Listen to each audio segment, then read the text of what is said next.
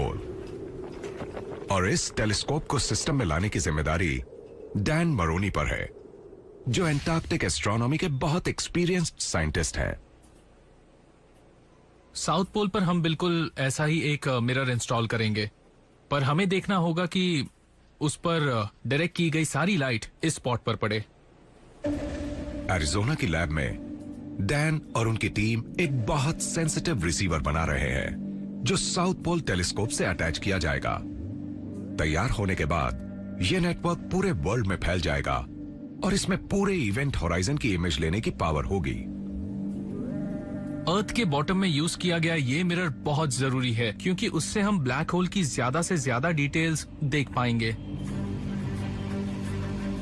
इसके बनने के बाद टीम को इस रिसीवर को पोल तक ले जाने में 3 दिन का सफर तय करना होगा।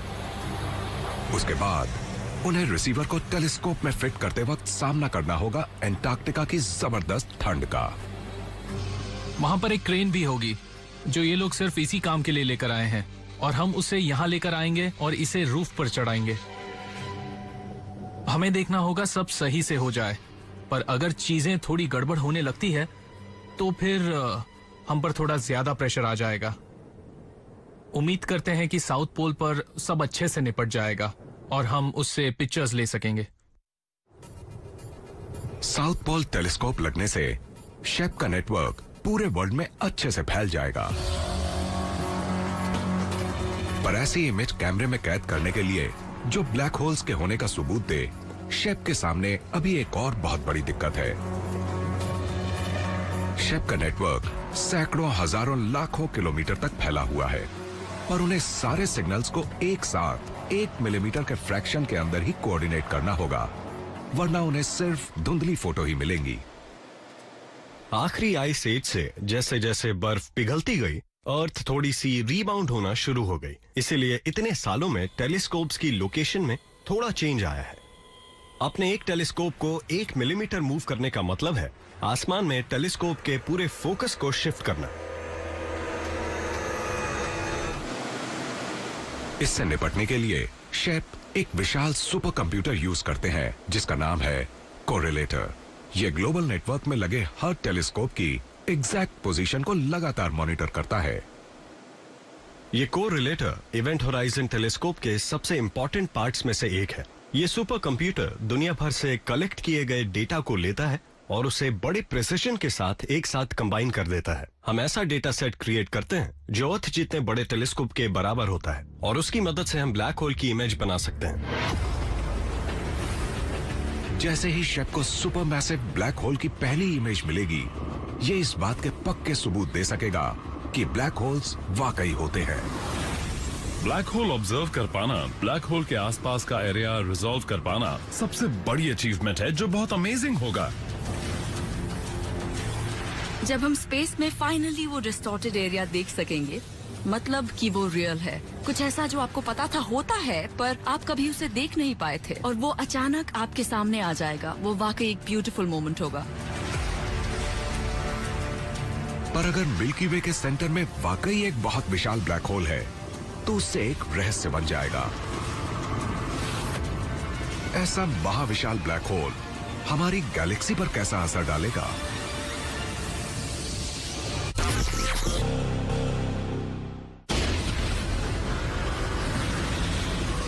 साइंटिस्ट्स का मानना है कि मिल्की वे के बिल्कुल बीच में एक बहुत बड़ा ब्लैक होल है, और उन्हें यकीन है ऐसा सिर्फ हमारी गैलेक्सी में नहीं है।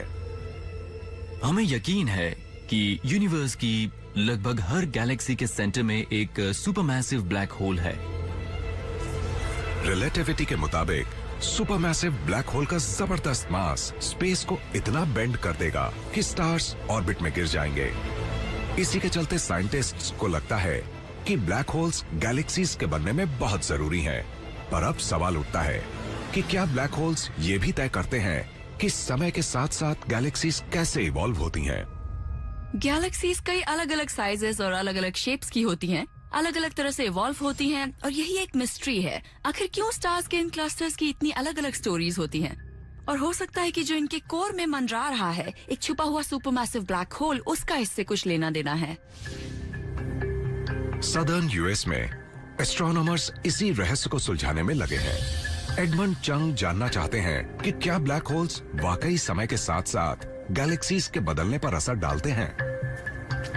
मैं इस प्रोसेस को समझना चाहता हूँ। ये सोचकर मेरा दिमाग हिल जाता है कि कैसे एक छोटी सी चीज इस पूरे गैलेक्सी को इफेक्ट कर सकती है।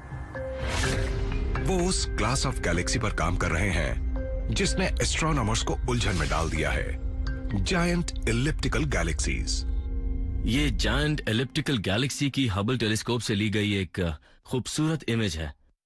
हमें पता है कि इन गैलेक्सीज में बहुत ज्यादा गैस होती है और मिस्ट्री ये है कि इस गैस से बहुत ज्यादा स्टार्स प्रोड्यूस होने चाहिए, लेकिन ऐसा हो नहीं रहा है। आमतौर पर गैलेक्टिक गैस के बादलों के अंदर स्टार्स बनते हैं। उनकी आउटर लेयर्स हटाने पर बहुत ठंडी हाइड्रोजन के काले बादल दिखेंगे।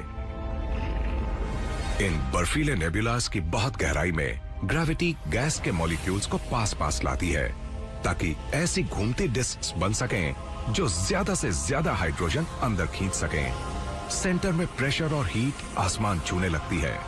हाइड्रोजन के मॉलिक्यूल फ्यूज होते हैं और नया स्टार बन जाता है। ठंडी गैस के सिर्फ इन्हीं बादलों में नए स्टार्स बनते हैं।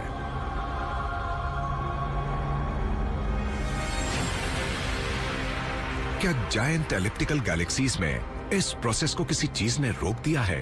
क्या ये एक ब्लैक होल के अपनी गैलेक्सी के एवोल्यूशन को कंट्रोल करने का मामला हो सकता है? पता लगाने के लिए एडमंड ऐसा टेलीस्कोप यूज कर रहे हैं जिसने कॉस्मोस को समझने का हमारा तरीका बदल दिया है। ये शानदार चीज है स्लोन 2.5 मीटर टेलीस्कोप। ये सिर्फ स्लोन डिजिटल स्काई सर्वे के लिए काम करता है। इसने कुछ ऐसा किया कि इसने आसमान के एक खास रीजन को पॉइंट किया और फिर पूरी रात इसने अर्थ के रोटेशन को एक स्ट्रिप पर मूव करने दिया, और कुछ ही सालों के अंदर इसकी वजह से हमें लाखों और करोड़ों गैलेक्सीज के बारे में पता चला है।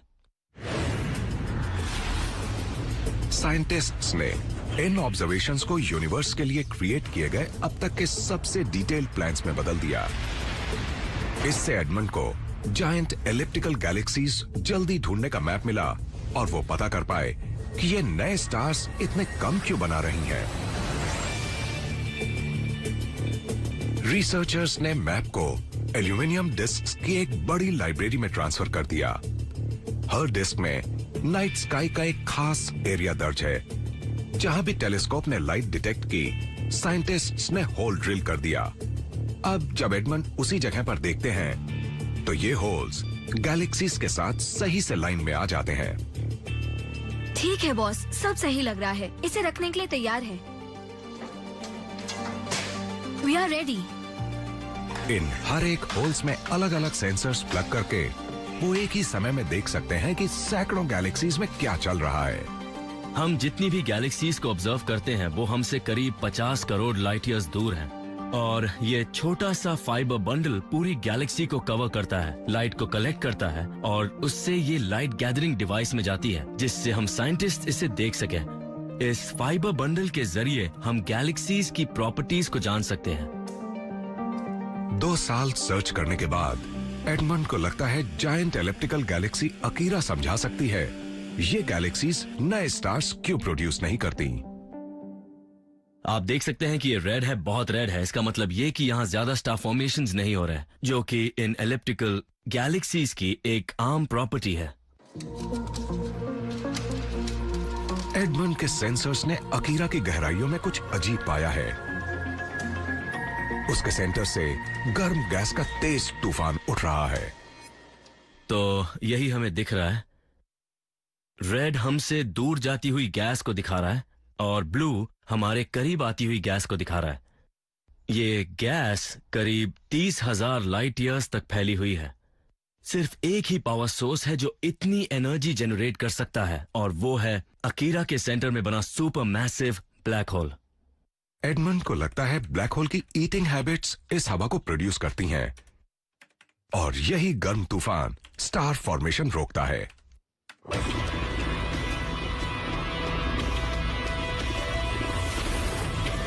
जब मैटर अकीरा के ब्लैक होल के मुंह की तरफ गिरता है तो डेब्री की एक विशाल घूमती हुई डिस्क बनाता है जिसे एक्रीशन डिस्क कहते हैं। लाइट की स्पीड पर घूमते हुए ये बहुत ज्यादा एनर्जी रिलीज करती है जो गर्म गैस को विशाल झोंकों में पूरी गैलेक्सी में धकेलती है। ये गैलेक्टिक विंड स्टार नर्सरीज की ठंडी गैस को गर्म कर देती है जिससे स्टार का बनना रुक जाता है। अगर ऐसा कुछ दूसरी जायंट इलिप्टिकल गैलेक्सीज में भी होता है तो इससे समझा जा सकता है कि वो क्यों इतने कम